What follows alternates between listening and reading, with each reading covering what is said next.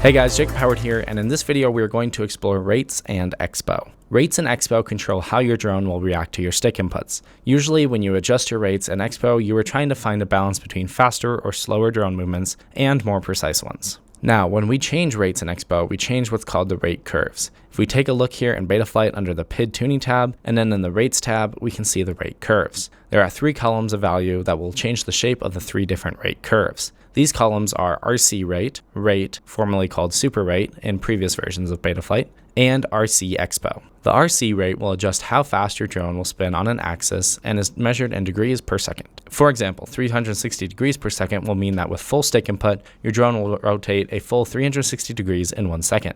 Raising and lowering the RC rate value will increase and decrease the max degrees per second your drone will spin on each axis. Now, when I take away the rate in Expo and we're left with just RC rate, the rate curve becomes a straight line. So your stick inputs will react in a very linear fashion. This simply means that the more stick input you give, the more the drone will spin, but in a very predictable, linear way. However, this can make it very hard to make small adjustments around the center of the stick. You can see that as I move the drone around, it's hard to level it back out without overshooting. Moving over to the rate column, we see that adjusting the values here will add a curve to the straight line and also increase the max rotation rate. This curve makes it so that around the center of the stick, the rotation rate will be less. Then the further you move the stick, the rotation rate will increase until at full stick input, the drone is rotating at the max rotation rate. So as you can see, when we add rate into the mix, it flattens out the center of the curve and makes it a lot easier to level out the drone and make small adjustments around the center of the stick, but still gives you the full authority the further the stick is moved. If you want to keep your max rotation rate set at a certain point,